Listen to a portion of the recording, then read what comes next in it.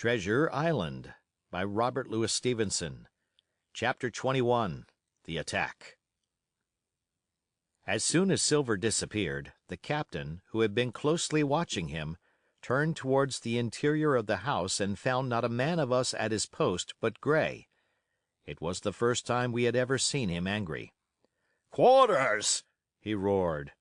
And then, as we all slunk back to our places, "Gray," he said, "I'll put your name in the log. You've stood by your duty like a seaman. Mr. Trelawney, I'm surprised at you, sir. Doctor, I thought you had worn the king's coat. If that was how you served at Fontenoy, sir, you'll have been better in your berth." The doctor's watch were all back at their loopholes, the rest were busy loading the spare muskets, and every one with a red face, you may be certain, and a flea in his ear, as the saying is. The captain looked on for a while in silence. Then he spoke. "My lads," said he, "I've given Silver a broadside.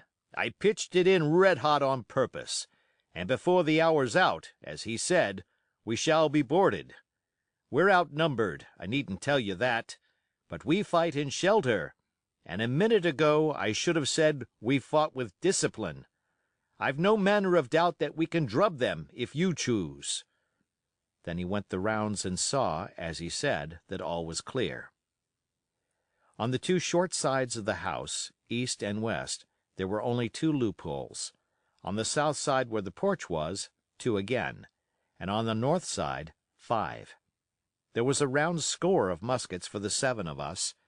The firewood had been built into 4 piles, tables, you might say, one about the middle of each side, and on each of these tables some ammunition and 4 loaded muskets were laid ready to the hand of the defenders. In the middle the cutlasses lay ranged. "Toss out the fire," said the captain. "The chill is past, and we mustn't have smoke in our eyes." The iron fire basket was carried bodily out by Mr. Trelawney, and the embers smothered among sand. "Hawkins hasn't had his breakfast. Hawkins, help yourself, and back to your post to eat it," continued Captain Smollett. "Lively now, my lad, you'll want it before you've done. Hunter, serve out a round of brandy to all hands." And while this was going on, the captain completed, in his own mind, the plan of the defense. "Doctor, you will take the door," he resumed. "See and don't expose yourself, keep within, and fire through the porch. Hunter, take the east side, there. Joyce, you stand by the west, my man. Mr. Trelawney, you are the best shot. You and Gray will take this long north side, with the 5 loopholes. It's there the danger is. If they can get up to it and fire in upon us through our own ports, things would begin to look dirty. Hawkins, neither you nor I are much account at the shooting. We'll stand by to load and bear a hand." As the captain had said, the chill was past. As soon as the sun had climbed above our girdle of trees, it fell with all its force upon the clearing and drank up the vapors at a draught. Soon the sand was baking and the resin melting in the logs of the blockhouse. Jackets and coats were flung aside, shirts thrown open at the neck and rolled up to the shoulders, and we stood there, each at his post, in a fever of heat and anxiety. An hour passed away. "Hang them!" said the captain. "This is as dull as the doldrums. Gray, whistle for a wind." And just at that moment came the first news of the attack. "If you please, sir," said Joyce, "if I see anyone, am I to fire?" "I told you so!" cried the captain. "Thank you, sir," returned Joyce with the same quiet civility. Nothing followed for a time, but the remark had set us all on the alert, straining ears and eyes, the musketeers with their pieces balanced in their hands, the captain out in the middle of the blockhouse with his mouth very tight and a frown on his face. So some seconds passed, till suddenly Joyce whipped up his musket and fired. The report had scarcely died away ere it was repeated and repeated from without in a scattering volley, shot behind shot, like a string of geese, from every side of the enclosure. Several bullets struck the log house, but not one entered, and as the smoke cleared away and vanished, the stockade and the woods around it looked as quiet and empty as before. Not a bough waved, not the gleam of a musket barrel betrayed the presence of our foes. "Did you hit your man?" asked the captain. "No, sir," replied Joyce. "I believe not, sir." "Next best thing to tell the truth," muttered Captain Smollett. "Load his gun, Hawkins. How many should say there were on your side, Doctor?" "I know precisely," said Dr. Livesey. "3 shots were fired on this side. I saw the 3 flashes, 2 close together, 1 farther to the west." "3," repeated the captain. "And how many on yours, Mr. Trelawney?" But this was not so easily answered. There had come many from the north, 7 by the squire's computation, 8 or 9 according to Gray. From the east and west only a single shot had been fired. It was plain, therefore, that the attack would be developed from the north, and that on the other 3 sides we were only to be annoyed by a show of hostilities. But Captain Smollett made no change in his arrangements. If the mutineers succeeded in crossing the stockade, he argued, they would take possession of any unprotected loophole and shoot us down like rats in our own stronghold.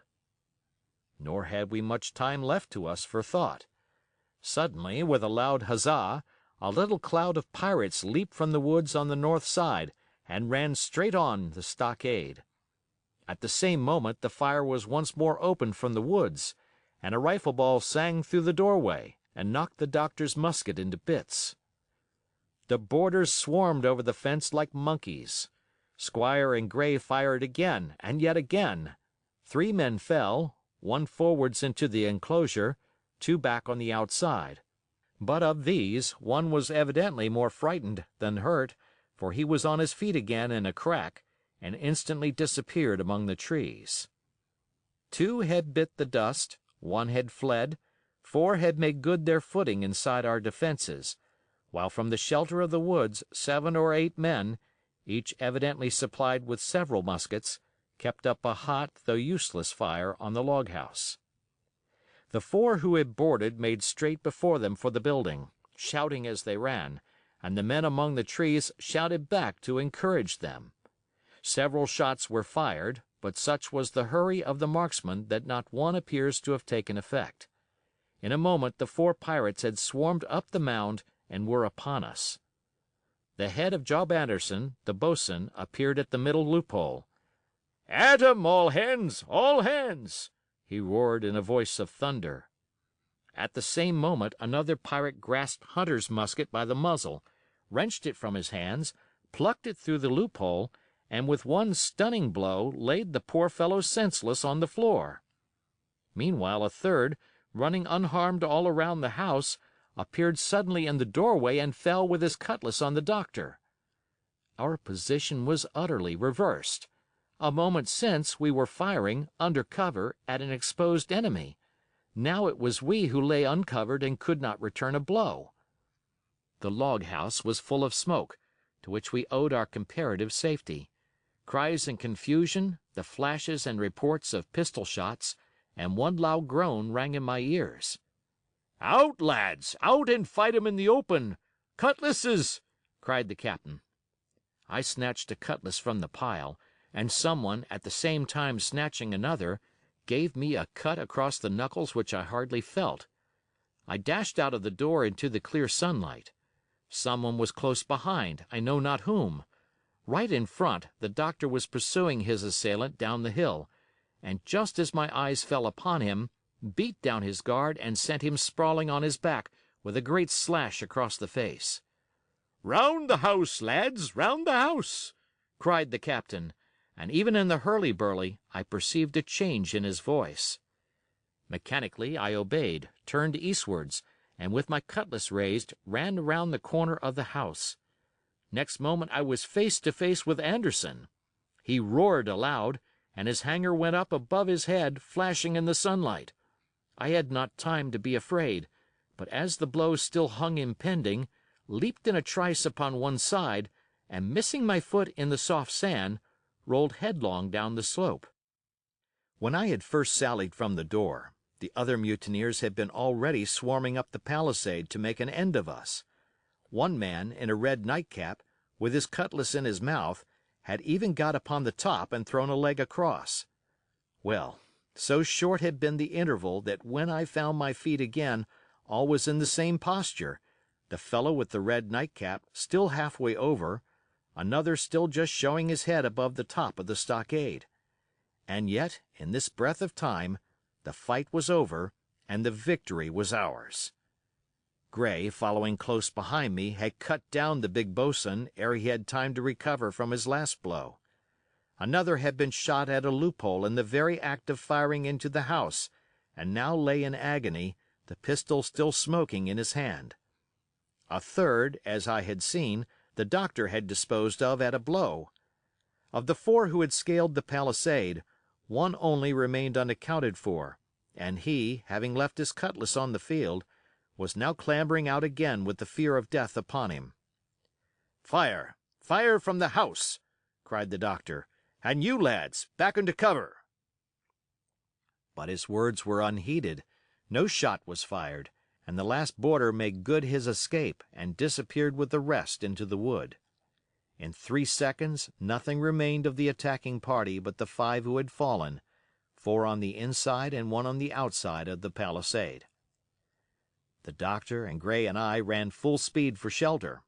The survivors would soon be back where they had left their muskets, and at any moment the fire might recommence. The house was by this time somewhat cleared of smoke, and we saw at a glance the price we had paid for victory. Hunter lay beside his loophole, stunned; Joyce by his, shot through the head, never to move again; while right in the center the squire was supporting the captain, one as pale as the other. "The captain's wounded," said Mr. Trelawney. "Have they run?" asked Mr. Smollett. "All that could, you may be bound," returned the doctor, "but there's 5 of them will never run again." "5!" cried the captain. "Come, that's better. 5 against 3 leaves us 4 to 9. That's better odds than we had at starting. We were 7 to 19 then, or thought we were, and that's as bad to bear."